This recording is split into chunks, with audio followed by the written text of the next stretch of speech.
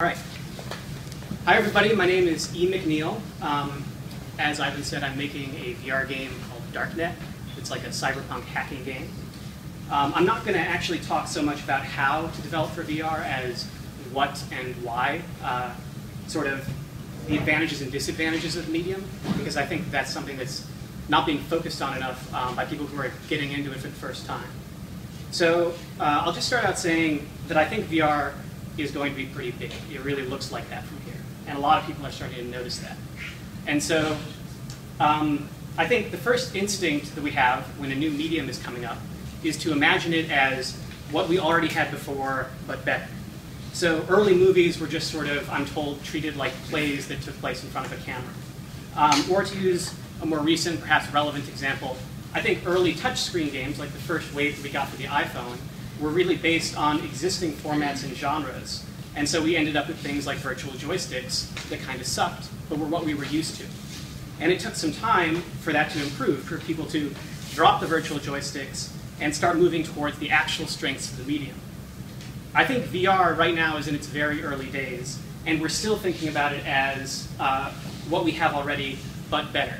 So I think you might hear a lot, or perhaps have said yourself, oh man, imagine like Call of Duty, but in the Oculus Rift.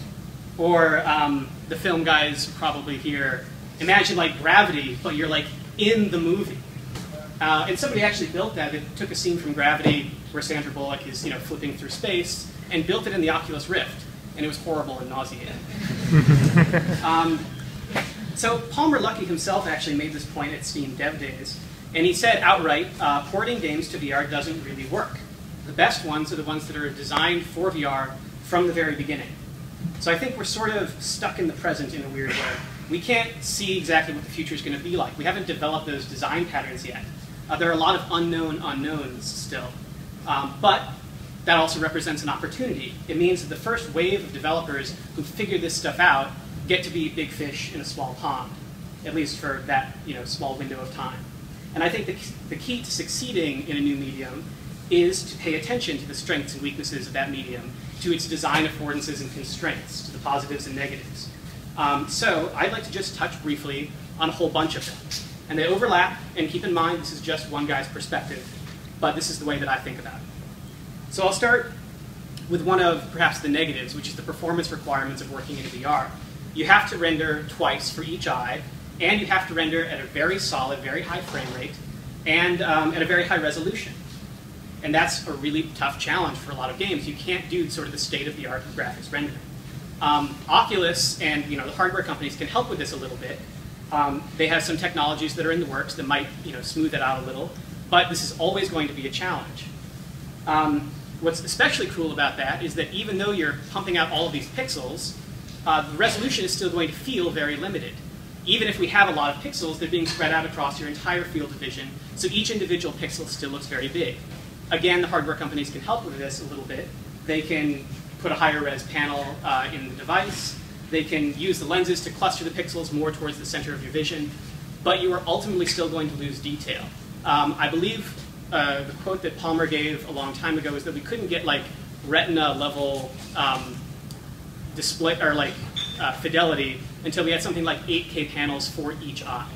And I don't think that's going to happen for a long while. So let's switch to some of the cool things that VR can do. You can surround the player in VR in a way that you can't with 2D media. Horror, for example, is a lot scarier if you can have things that are sneaking up on you from behind or moving in your peripheral vision. Flight feels a lot more impressive if you can look down and see the ground flowing beneath you. You can sort of do this in first-person 2D games, but it's not the same as when you're actually physically looking around. In 2D games, you're still facing physically forward, even if you can sort of move your camera around. Sense of scale is something that you can do better in VR. Big things feel really big. Small things feel really small. You could have everything in your game monumental and really imposing, and you can feel that more emotionally. You could also miniaturize your entire game, have it play out on a chessboard, and again, that feels very neat in a way that's you can't get from 2D. Scale is ultimately based on the 3D effects. 3D effects can also be used to do stuff with distance. Things that are very near feel very near. far away things are not as cool, but when something's right up close to you, it feels really neat. And I like to think of this as something else, a different thing that you can sort of play with. But one of the disadvantages to that is that it leads to depth issues when you're developing. So you have to be very careful about the depth of objects when you're making an experience in 3D.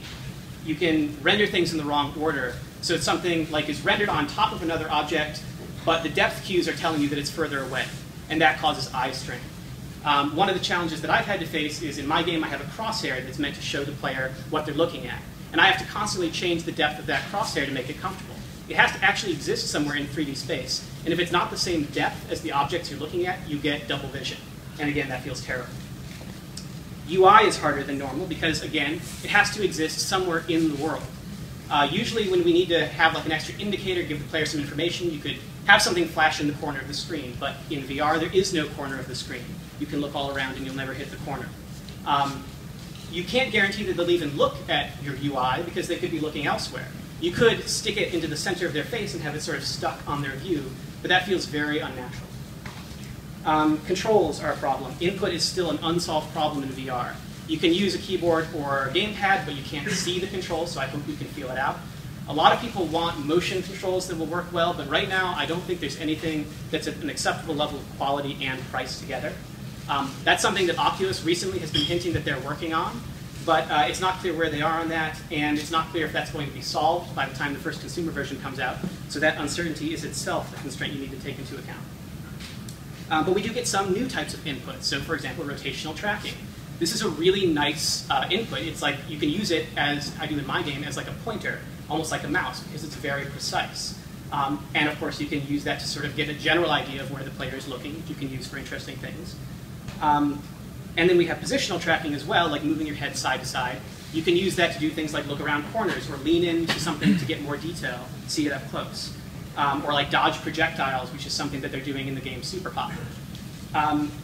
Combined with rotational tracking, you can use this to sort of puppeteer the head of a virtual avatar, which looks and feels really cool in like a networked social experience. And all of these things can combine to sort of achieve like the holy grail of VR, presence. Feeling like you're actually truly there on a subconscious level that your brain is 100% accepting. I'm sure there are tons of cases where presence is especially important. It's very powerful.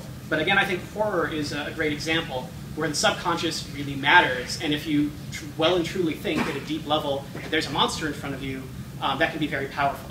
The game Dread Halls does a lot with this. However, with power comes responsibility. And I think we actually need to be more careful about that than you think. One developer tweeted out about an experience he made, a little demo where he created a fishbowl around the player's head in VR, and then he spawned a bunch of spiders inside the fishbowl. Yeah, some people laugh at that, and apparently it's funny until you experience it firsthand. He called it a torture simulator and refused to share it because it was that awful. And again, I think this is one of those things where you laugh until somebody actually gets like PTSD from this. I think once VR gets good enough, we're going to have to be wary about going too far, and the ethical developers are going to have to be careful about that. Presence can have some downsides. So one of them, I think, the uncanny valley is going to become a bigger problem. If you're trying to do a realistic experience, then players will notice the unrealistic imperfections much more. Those will stand out. Nausea is another big concern. Nausea, a symptom both of VR and public speaking, fun fact. Nausea can be triggered by poor performance of the game, certain camera movements, like quickly moving forward and backwards when there's an object nearby, or moving around very fast. If you want to make something like a fast-paced first-person shooter, this is something you'll have to take into account and could cause you a lot of trouble. So back to the good stuff. I think the novelty factor is going to be very helpful for a lot of VR developers. The first time that you experience everything in VR is kind of a delight. I took some pictures from when I was demoing my game at PAX East. They're a little small here. But this is people's Rift faces. And there's a lot of drop jaws. And the interesting thing about this to me is most of these pictures are taken in the first 2 seconds of the demo when all they're doing is traveling really fast down a tunnel, which probably took me about 5 minutes to build. And that's what everyone's favorite part of the demo is, because it's their first experience with it. I'm not saying that novelty, that's not going to be a long-lasting or very powerful effect, but I will take easy wins where I can get them. We can fulfill existing fantasies that players have about fictional experiences. So, for example, one of the first demos that got a lot of news was a recreation of the Star Wars trench run. Similarly, the game Eve Valkyrie is now intentionally sort of making connections to the Battlestar Galactica series because they know there's a lot of people out there who want to have that experience firsthand. Most fantasies aren't going to translate directly into VR, but some of them might. And I think that those are going to be huge selling points for those experiences. Another big positive is just the hype factor. This has been building for years, and I don't think it's going to stop anytime soon. Usually for small developers, obscurity is the danger that we're dealing with. The App Store is terrifying for that reason. But it's actually very reassuring to think that Oculus and Sony are building up all of this hunger for virtual reality experiences that hopefully I'll be able to tap into when it all releases. I think the flip side of that, though, is that you get higher expectations from the audience. Presumably, if they come to my game and it's one of the first ones available, they've just dropped several $100s on getting the hardware that they need. So they need to justify that cost with the software they're experiencing. They want to experience something worthwhile, and like it or not, those early apps are going to be ambassadors for VR. So you better deliver. Also, not all public perception is positive. There is a perception that VR is isolating, an antisocial experience. There's some truth to that, too. Some people feel unsafe when they're wearing a headset because they can't see outward and somebody might sneak up on them. When you get interrupted, it can feel very jarring and uncomfortable. Actually, the Oculus Rift was named to be like a rift between reality and the real world, and not everyone's cool with that. And then, of course, like sci-fi doesn't really paint the rosiest picture of VR's influence on society. And so we're going to be pushing against that in the early days, I think. And then even if VR is hugely successful, the first generation is going to be facing a limited market size relative to 2D experiences of a similar sort. That's the disadvantage to being a big fish in a small pond. At the end of the day, you're still trapped in a small pond. However, I did save best for last. On the good side, the support from the hardware companies. I think this is incredibly crucial for early developers, and luckily, so far, Oculus and Sony are doing a great job. Sony has an excellent reputation with small developers, and Oculus I've actually worked with firsthand, and they offered excellent development tools, as you saw earlier today, and a lot of support for indie developers. And even more important than that, I think both of these companies are showing a lot of good judgment about what they want VR to be and what they can deliver on, and actually making promises that they can meet. So that's a lot of stuff to take into account. I believe that most successful developers are going to be focusing on these factors when they're deciding what to build and designing around these things. They'll take advantage of the positive and try to mitigate the negative or twist it somehow into an advantage for themselves. That's certainly my intention when I'm designing for Darknet. And I'm sure there are lots of different successful paths to take, and I'm sure that there's lots of people who will be the only one who see certain paths of those, and therefore will have that path to success. And so if you think you have an idea that would work within this that other people aren't seeing, I very much encourage you to try it out. That's all I've prepared, but I'm also happy to take questions if anyone has them.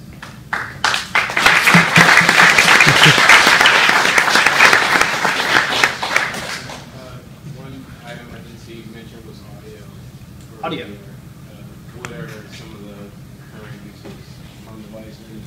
Are you listening to PC speakers? What's the most experience? So audio is something that we haven't heard a ton about, and so I guess that's sort of another risk factor. Oculus has said, oh, we're thinking about audio. We know that certain experiences are going to be better or worse, but some people are going to have expensive headphones that they want to use, and but we haven't heard any details, so I don't really know. I'm just designing for people who have standard stereo headphones and trying to do 3D audio with that. I know that there are solutions for binaural audio that we'll probably be hearing about in a moment. Yeah. You mentioned the support from the hardware companies. We all know how open source Oculus is, but have you attempted support Darknet to Sony? How do developers get involved with the Project Morpheus? So the question was about how developers get involved with Project Morpheus. So again, I haven't had a whole lot of first-hand experience with that, but what I know is they have a great reputation in the indie development world, and there are a few people who are just existing as ambassadors to the indie developers. So I actually got in contact with a guy named Nick Sutner. And he's available on Twitter, and if you're interested, you could probably hit him up. They haven't just made their SDK public or anything like that, but I talked to them, and it was like, okay, yeah, let's get you started, get you registered as a developer. And I haven't really, gone full speed down that path at this point. But I get the impression that if that was something I really wanted to do, they'd be there to support me. I don't really know what their process is or whether they're picky about who they work with or anything like that, though. Yes. So how would you, what would you suggest to developers who are trying to get in contact with like Oculus and Sony? How did you go about that process? Are they reaching out to you? Is it a two-way street? Is it? Yeah, go ahead. So I am kind of a lucky exception, I think. As Ivan mentioned, I did the game jam early on. And so part of the prize package for that was that I got to go visit Oculus's offices and talk to them in person. So I got to meet people then and get in contact. If you're looking to start a conversation with Oculus, there's two people that you could talk to who I believe are sort of their front dev relations people. One of them is named Aaron Davies, and he's probably the main person to talk to because he's sort of US-based, but I think he's swamped. The other one, who's more recent, is named Callum Underwood, and he's a really cool guy who I think is assigned to sort of Europe, but he will talk to people who talk to him, and he's active on Twitter and a nice guy. Yeah, one more. There was a real hype period for VR. Came in about 1986 with the McNeill system, which used video players. You control everything using your video image, and it worked quite well. And this lasted until about 1994 when the internet came in, and suddenly there was no more word about VR for the next 15 years or so. I would like to say that you may have it a little wrong as far as science fiction. I'm an avid science fiction reader, and I would recommend everybody here read Bernard Benji's Rainbow's End, because he predicts Google Glass as well as their driverless cars. And it was published in 2007, Hugo Award for Best Novel of the Year. And it gives a really good, detailed picture of where we're going with this stuff, or where we might be. And it's true, I probably don't really know my material as well as I could, or my history. This is sort of my best perception as still a relative newbie, who came to this space a few months perhaps before others, and have just been working on it since then. Thank you.